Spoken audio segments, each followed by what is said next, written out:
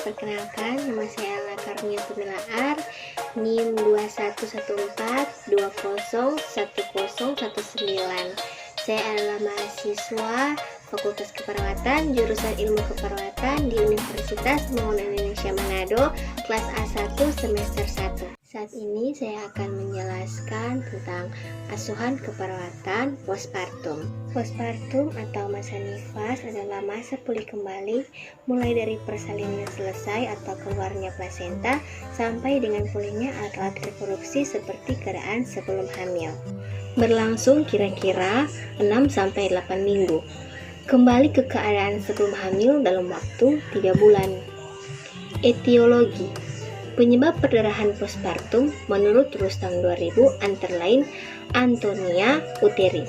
Faktor predisposisi terjadinya antonia uteri adalah: pertama, persalinan yang terlalu cepat, kontrak uterus yang terletak kuat dan terus-menerus selama kala 1 dan kala 2 atau kontraksi yang hiperenik, maka otot-otot uterus akan kekurangan kemampuannya untuk berinteraksi setelah bayi lahir.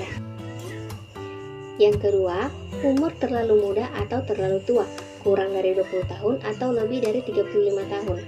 Partus lama dapat menyebabkan terjadinya inersia uteri karena kelelahan pada otot-otot uterus. Keempat, riwayat perdarahan postpartum atau retensio placenta pada persalinan terdahulu. Pada kondisi ini akan timbul risiko terjadinya hal yang sama pada persalinan yang sekarang. Yang kelima, anemia. Yang keenam, wanita yang mengalami anemia dalam persalinan dengan kadar hemoglobin 10 gram akan dengan cepat terganggu kondisinya bila terjadi kehilangan darah meskipun hanya sedikit.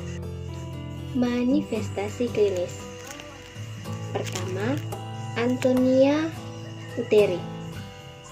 Uterus berkontraksi lembek, terjadi perdarahan segera setelah lahir.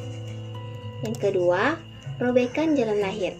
Terjadi perdarahan segera, darah segar mengalir segera setelah bayi lahir, kontraksi uterus bayi, plasenta bayi, gejala yang kadang-kadang timbul, pucat, lemah, menggigil.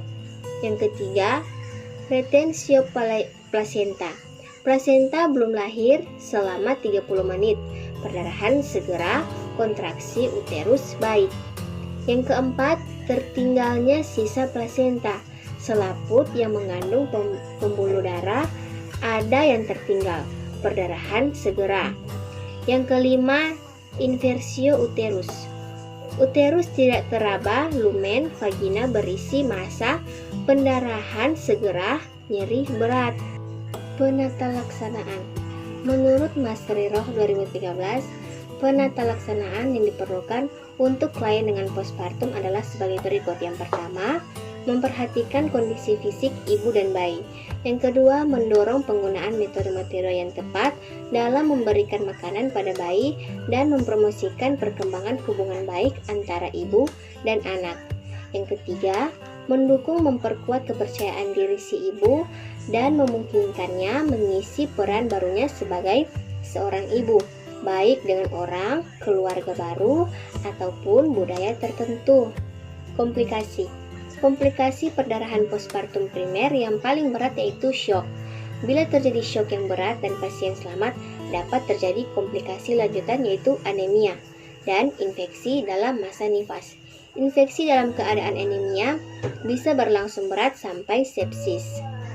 Pada perdarahan yang disertai oleh pembekuan intravaskuler merata, dapat terjadi kegagalan fungsi organ-organ seperti gagal ginjal mendadak. Kasus Nyonya E, usia 24 tahun, dirawat di ruang Edelweiss Rumah Sakit Awalui Manado dengan diagnos postpartum. Hasil pengkajian pasien mengatakan nyeri pada luka jahitan postpartum spontan, nyeri karena tindakan episiotomi pada perineum seperti ditusuk-tusuk di daerah perineum. Skala nyeri 7, nyeri dirasakan saat darah keluar dari jalan lahir dan ketika mengejan. Nyeri hilang saat darah tidak keluar, tidak mengejan, dan tidak banyak bergerak. Asuhan keperawatan. Pengkajian, nama Nyonya E, umur 24 tahun, jenis kelamin perempuan, diagnosa medis postpartum, pemeriksaan fisik, tekanan darah 110/80 mmHg, nadi 84 kali per menit, suhu 37,5 derajat Celcius, respirasi 24 kali per menit. Diagnosa keperawatan yang muncul dalam kasus nyata pada Nyonya E yaitu A. Nyeri berhubungan dengan agen injuri fisik. Nyeri akut adalah pengalaman sensor dan emosi yang tidak menyenangkan akibat adanya kerusakan jaringan aktual atau potensial, atau digambarkan dengan awitan yang tiba-tiba atau perlahan dengan intensitas ringan sampai berat dengan akhir yang dapat diantisipasi atau dapat diramalkan dan durasinya kurang dari 6 bulan. B. Risiko infeksi berhubungan dengan trauma jaringan. Risiko infeksi adalah keadaan yang berisiko terhadap invasi organisme patogen. Pada kasus nyata, tanda-tanda infeksi yang muncul adalah luka tidak terjadi kemerahan, nyeri luka jahitan postpartum, suhu badan 37,5 derajat Celcius, tidak terdapat pembengkakan, vulva tampak kotor, leukosit 16,300 kali 103 per mm kubik, jahitan 3, serta nyeri pada saat bergerak. C.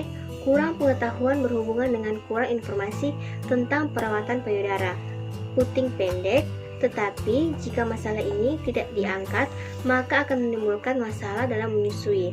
Misalnya, payudara menjadi bengkak, abses payudara, dan ASI tidak bisa lancar ataupun keluar. D. Intoleransi aktivitas berhubungan dengan hambatan mobilitas fisik. Intoleransi aktivitas adalah ketidakcukupan energi fisiologis dan psikologis untuk menunjukkan atau menyelesaikan aktivitas sehari-hari yang ingin atau harus dilakukan. Pasien takut bergerak karena baru pertama kali melahirkan. Postpartum melahirkan anak pertama dengan terlihatnya vulva tampak kotor. Fungsi ADL berpakaian, makan, mandi, dan mengucir rambut dibantu orang lain atau keluarga dengan terpasang infus RL20 TPM. Diagnosa keperawatan. Nyeri akut berhubungan dengan agen injuri fisik, kontraksi uterus, defisit perawatan diri, mandi atau kebersihan diri, toileting berhubungan kelelahan. Risiko infeksi berhubungan dengan faktor risiko yaitu trauma jaringan, tidak ada kuatnya pertahanan sekunder tubuh. Diagnosa keperawatan. Data subjektif. Ibu mengatakan merasa lelah dan ingin tidur. Data objektif, ibu tidak mampu masuk dan keluar dari kamar mandi. Tampak lemah, aktivitas kebersihan diri dibantu oleh keluarga. Penyebabnya kelelahan. Masalahnya defisit perawatan diri, mandi atau kebersihan diri, atau toileting. Setelah melakukan asuhan keperawatan selama 2 hari dan melakukan pengkajian kembali, baik secara teoritis maupun secara tinjauan khusus, didapatkan kesimpulan sebagai berikut. Yang pertama, diagnosa menurut Wilkinson 2012 yang berhubungan dengan postpartum spontan ada 5 diagnosa. Setelah dilakukan pengkajian dan penganalisis khusus diagnosa yang muncul, ada 3 diagnosa yaitu resiko infeksi berhubungan dengan trauma jaringan, nyeri berhubungan dengan agen injuri fisik, intoleransi aktivitas berhubungan dengan hambatan mobilitas fisik, kurangnya pengetahuan perawatan payudara berhubungan dengan kurang informasi.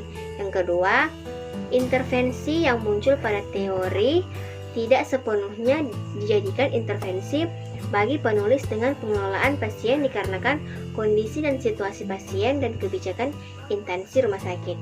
Yang ketiga, hampir seluruh intervensi dilakukan pada saat pengelolaan pasien. Demikian materi asuhan keperawatan yang saya sampaikan. Mohon maaf jika dalam materi ini terdapat banyak kekurangan. Terima kasih dan sampai jumpa.